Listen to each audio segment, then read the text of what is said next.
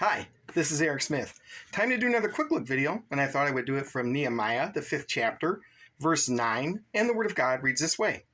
Then I said, "What you are doing is not good. Should you not walk in the fear of our God because of the reproach of the nations, our enemies?"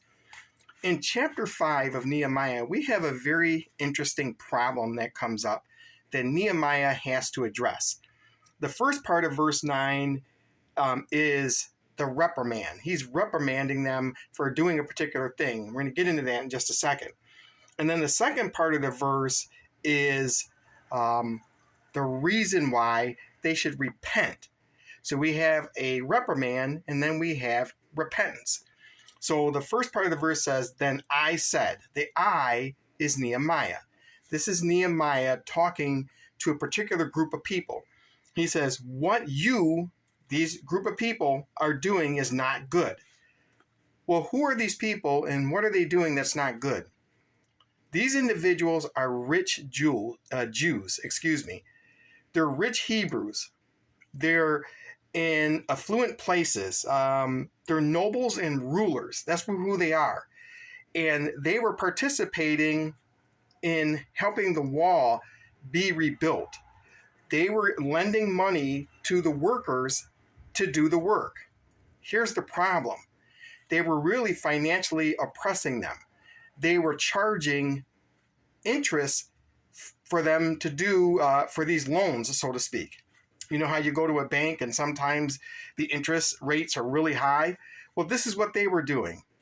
They were charging huge amounts of interest to their fellow Jewish believers.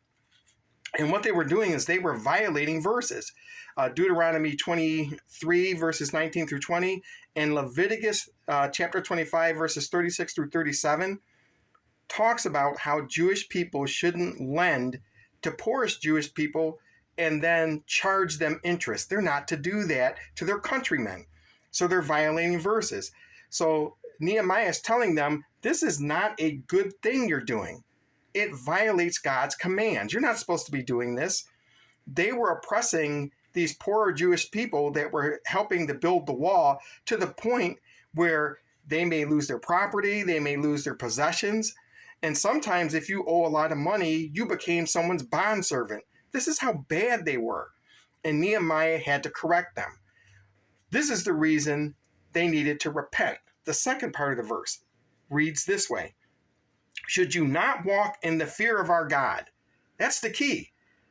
If you're a Jewish person in Old Testament theocracy of Israel, you should fear God. That's how you're going to keep and obey his commandments. You fear the Lord. And he says, should you not walk? That's your manner of living, in the fear of our God. What they were doing was incorrect.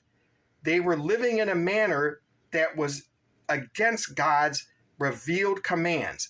And they should walk correctly because they should fear God. And then Nehemiah adds this, because here's the reason why you should walk in the fear of our God.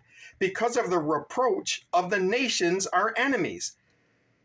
Reproach? Yes. The enemies around them, the pagan nations around them, disapproved of what they were doing. They hated God's people. And for God's people to oppress God's people while the outside pagan world just waits for you to implode is completely ridiculous. Dear Christian, Nehemiah was doing the right thing. He was telling the people of God, this is not how you act towards one another, particularly as it pertains to lending and borrowing and charging interest. It's against God's revealed command, and they needed to stop. Well, here's the good thing about what Nehemiah did. In the verses before verse 9, this is what those rulers and noblemen were doing. But after this, they were pricked in their hearts. They were convicted by Nehemiah's words, and guess what they did? They repented and they restored everything back to the Jews that they were oppressing. This is the power of the Word of God and the Spirit leading someone to repent of what they are doing. As Christians today, we need to understand something. We don't need to have infighting in the churches. We don't need to be against one another and even taking advantage of one another. We shouldn't do that. If it's not right in the Old Testament, It's definitely not right in the new. So this is Nehemiah chapter 5, verse 9. I just want to do a quick look to remind you, Christian, that the theocracy of Israel had commandments and rules for a particular reason, even as it pertains to finances and borrowing. That's something that we need to heed today.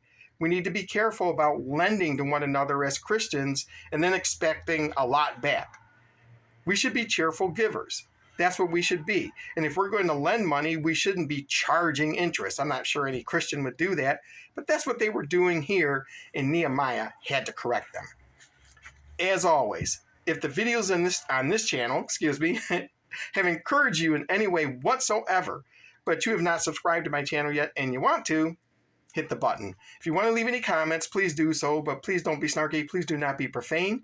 We want to be Christ-like in everything we say and do as Christians. And until we do another quick look, remember, when we read things in the Old Testament, some narratives of things that are going on, it's for our example.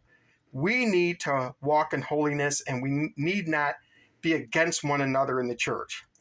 The Jewish people of Israel in the Old Testament didn't need to do that, particularly as it pertains to finances, and we don't need to do that today.